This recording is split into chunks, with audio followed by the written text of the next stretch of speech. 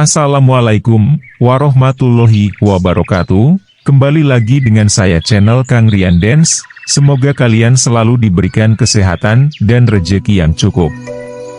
Kali ini saya akan menceritakan kisah sejarah Kabuyutan Galunggung. Enggak usah berpanjang lebar, mari kita ke videonya. Selain sebagai nama gunung, Galunggung adalah nama penting dalam sejarah Sunda, dan secara khusus, sejarah Tasikmalaya.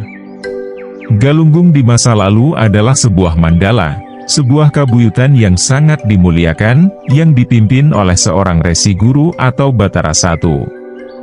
Mandala atau kabuyutan adalah tempat kegiatan keagamaan pada masa pengaruh kebudayaan Hindu. Tempat para pendeta memberikan pelajaran agama kepada murid-murid mereka, mendoakan keselamatan dan kesejahteraan raja dan negara, menulis ajaran agama dan pengetahuan lainnya.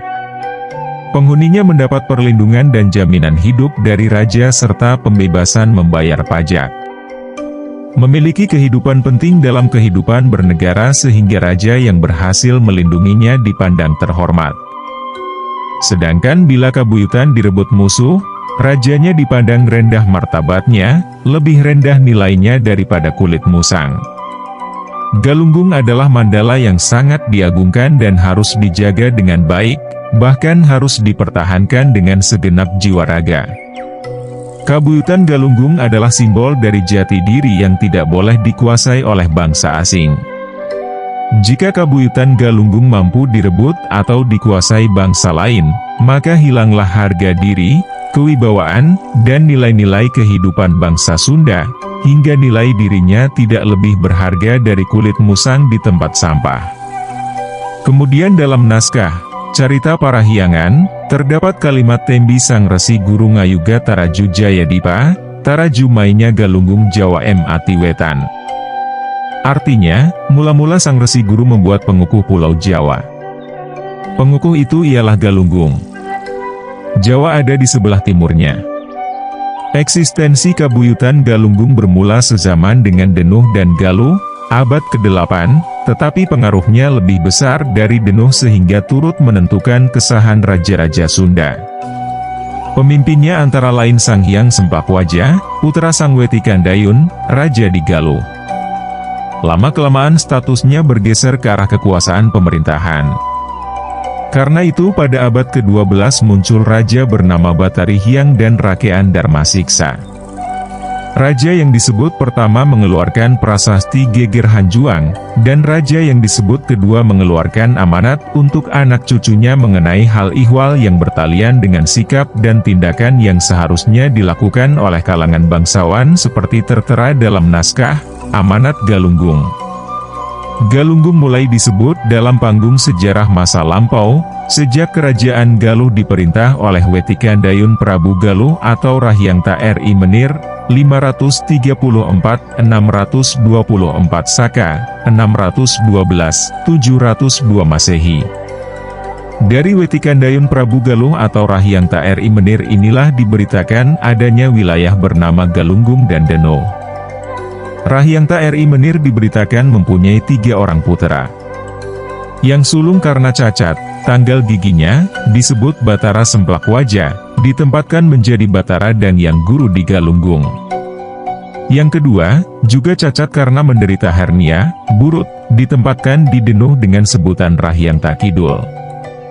Yang ketiga, ialah Rahyangta Wetikandayun atau Mandi Minyak yang mewarisi tahta kerajaan Galuh dan menjadi raja di Galuh. Rahyangta Sempakwaja yang mengabdikan dirinya dalam keagamaan, menjadi seorang Batara atau resi guru dengan gelar Dang Hyang Guru di Galunggung, mempunyai kekuasaan dalam mengabiseka, mengesahkan, raja-raja. Seorang raja baru sah bertahta jika telah disetujui Galunggung. Kepadanya diberi daerah-daerah penunjang sebanyak 12 daerah, yaitu Kajaron, Kahuripan, Balaraja, Balamoha, Pangajahan, Muntur, Pagerwesi, Batur, Parahyangan, Puntang, Lembuhuyu dan Kuningan.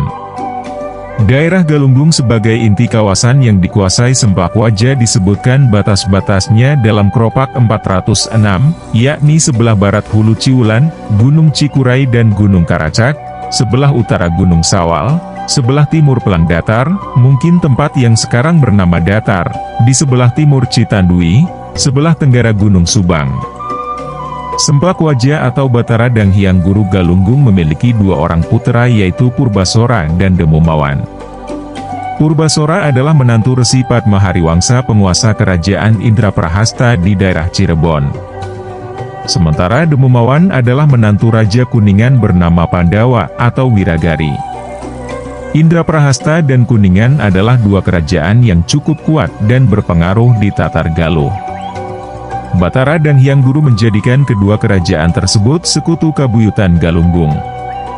Pada awal abad ke-8, Purbasora anak sulung Batara dan Hyang Guru Galunggung, terlibat dalam perebutan tahta kekuasaan Galuh. Pada saat itu, kerajaan Galuh dikuasai oleh Sena atau Bratasena anak Mandi Minyak. Dalam perebutan kekuasaan itu, Purbasora dibantu oleh Bimaraksa anak Resi Guru Rahyan Kidul dari Denuh Karangnunggal. Motif dari perebutan kekuasaan itu adalah klaim hak atas tahta kerajaan. Karena Sena Raja Galung III adalah anak hasil hubungan Mandi Minyak yang tidak syah. Maka pada saat itu, kerajaan Galuh dikuasai oleh keturunan Galunggung dan Denuh. Sanjaya putra Bratasena berupaya merebut kembali tahta ayahnya di kerajaan Galuh. Suhu politik kerajaan Galuh pada saat itu sangatlah panas. Perebutan kekuasaan itu melibatkan banyak kerajaan, di antaranya Kerajaan Sunda dan Kerajaan Kalingga di Jawa Tengah. Dalam pertempuran itu Purbasora wafat dan kerajaan Indraprahasta yang menjadi sekutu utamanya dihapuskan. Batara dan Hyang Guru Galunggung kembali mengambil peran pentingnya dalam menyelesaikan konflik ini dengan bijak. Untuk mempertahankan eksistensi kerajaan Galuh dan meredam konflik keturunan, Batara Guru Galunggung menunjuk Permanadikusuma sebagai Raja Galuh, dan Tamperan Barmawijaya sebagai patih kerajaan. Keputusan ini sangatlah adil. Permanadikusuma adalah anak Patih Wijayakusuma, keturunan Kabuyutan Denuh, yang juga cucu Purbasora, keturunan Kabuyutan Galunggung. Sementara Tamperan Barmawijaya adalah anak Sanjaya, cucunya Parasena, keturunan Mandi Minyak. Masih pada abad ke-8 M, Demunawan anak Batara dan Hyang Guru Galunggung diangkat menjadi Raja Saunggalah Kuningan. Demunawan adalah seorang resi guru yang memiliki pengaruh politik yang cukup luas. Pusat kerajaan Saunggalah terletak di lereng Gunung Cereme sebelah selatan. Kekuasaan Resi Guru Demunawan meliputi Layung Watang, Kajaron, Kalanggara, Pegerwesi, Rahasia, Kahuripan, Sumajajah, Pasugih, Padurungan, Darongdong, Pager Gunung, Muladharma, Batu Tihang. Dalam menjalankan pemerintahannya, Resi Guru Demunawan dibantu oleh Guru Haji dan Buyut Haden. Resi Guru Demunawan adalah penerus Batara dan Hyang Guru Galunggung. Demikianlah peran Kabuyutan Galunggung pada awal pembentukan kerajaan Galuh. Galunggung memiliki pengaruh yang cukup kuat dalam dinamika sosial dan politik di Tatar Sunda. Galunggung dapat dikatakan sebagai penopang berdirinya kerajaan Galuh. Karena bagaimanapun, para penguasa penerus tahta kerajaan Galuh masih merupakan keturunan Galunggung. Galuh dan Galunggung adalah dua nama yang tidak bisa dipisahkan. Peran seorang Batara atau Resi Guru adalah menjadi pemimpin agama sekaligus pemimpin spiritual di sebuah mandala atau kabuyutan. Ia mengajarkan nilai-nilai kearifan bagi masyarakat, sebagai tempat mencari kebijaksanaan dalam menyelesaikan berbagai masalah kehidupan. Bahkan tidak hanya untuk lingkungan kabuyutan atau sekitarnya, tetapi juga bagi para pemangku kebijakan di pusat pemerintahan. Seorang Resi Guru adalah penasihat spiritual untuk para raja, dan pemimpin agama yang ditaati oleh seluruh rakyat kerajaan. Sebelum Batara Semplakwaja menjadi Resi Guru, beberapa nama disebut dalam cerita rakyat pernah menjadi Resi Guru di Kabuyutan Galunggung, yakni Sang Hyang Puhun, Sang Hyang Tunggal, Sang Hyang Wiroga, Batara Tunggal, Ratu Demang Seda, Kamulan Batara Sakti, Batara Siluman, Batara Sombeng, kemudian Batara Semplakwaja. Kemudian Batara. Setelah Batara Semplak Wajah disebutkan Batara Kuncung Putih, Batara Kawindu, Batara Wastuhayo, dan kemudian Batari Hyang.